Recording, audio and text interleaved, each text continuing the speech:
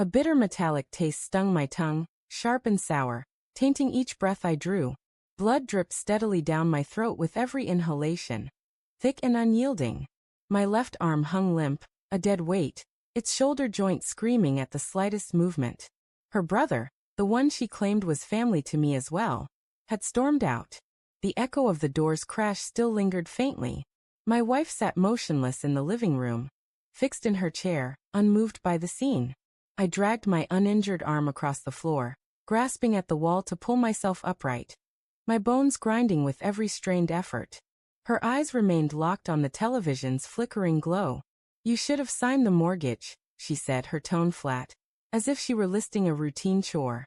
No trace of concern, no move to help, just those cold words, a stark reminder of why her brother had come.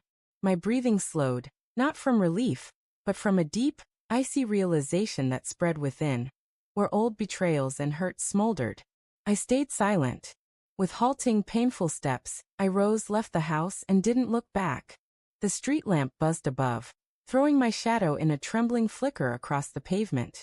Each step toward my parents' home was careful, deliberate, every drop of blood from my split lip staining the ground like a solemn oath. When their door swung open, my father stood frozen, his face etched with shock. My mother's hand flew to her mouth, muffling a cry. Words tangled in my throat, broken and useless, as my legs gave way. When I woke, the air carried the sharp bite of antiseptic blended with the comforting warmth of old wood. My parents' living room was a snapshot of the past, untouched by time, but I was altered, scarred in ways that went beyond the physical. A sling held my arm tightly in place. My father sat across from me, his gaze fixed on the floor, his expression heavy with unasked questions. In the kitchen, my mother moved quietly, the kettle's soft whistle a feeble attempt to ease the raw truth. I told them a version of the story they could stomach.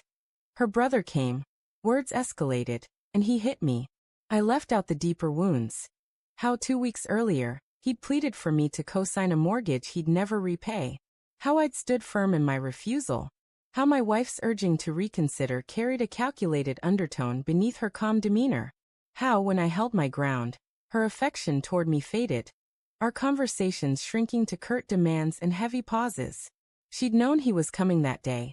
I saw it in her unwavering stare when the doorbell rang, in her stillness as his fist met my jaw. The blows were only the surface injury. The deeper wound was her allowing it, her silent complicity in the betrayal. Sleep came in restless fragments, pain keeping it thin. In the nights that followed, I lay awake, my mind circling through quiet doubts and piercing certainties. The more I replayed that day, the clearer it grew.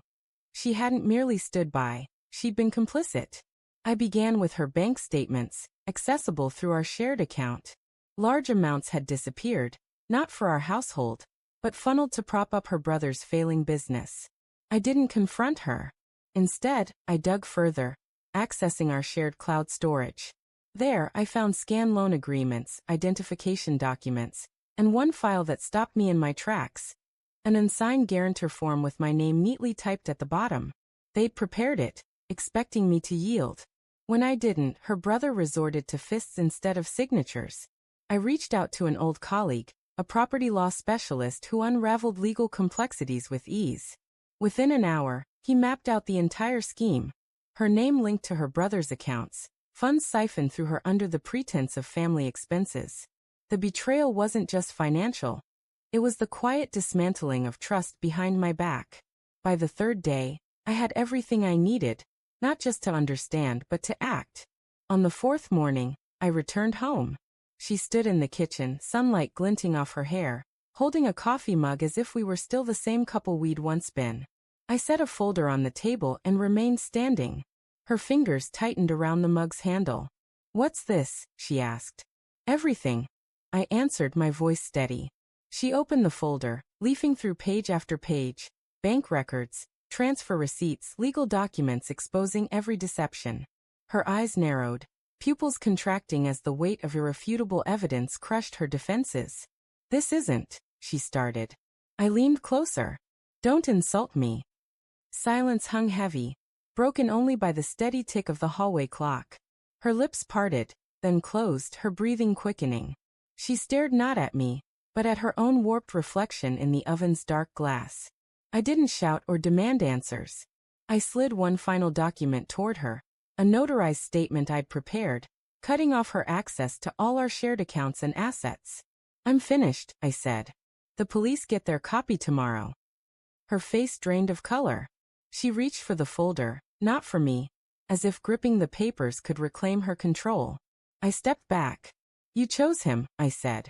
Now you stay with him. She didn't follow as I turned to leave, didn't speak. Only her ragged breathing lingered, sharp and uneven. At the door, I glanced back, not at her, but at the kitchen, once a place of shared warmth, now cold and empty, shaped by her decisions. I left without slamming the door, stepping into air that felt heavier, though my chest was lighter. The police would be shocked by the assault, the fraud, the meticulous case I'd built before confronting her. But outrage wasn't my aim. Clarity was. I reached my parents' gate as a breeze stirred, carrying the faint scent of coming rain. Somewhere behind me, in that house, she was wrestling with the consequences of her choices. I didn't need to see it. Some endings are best left unwitnessed, and some people, once their true selves are revealed, fade to nothing.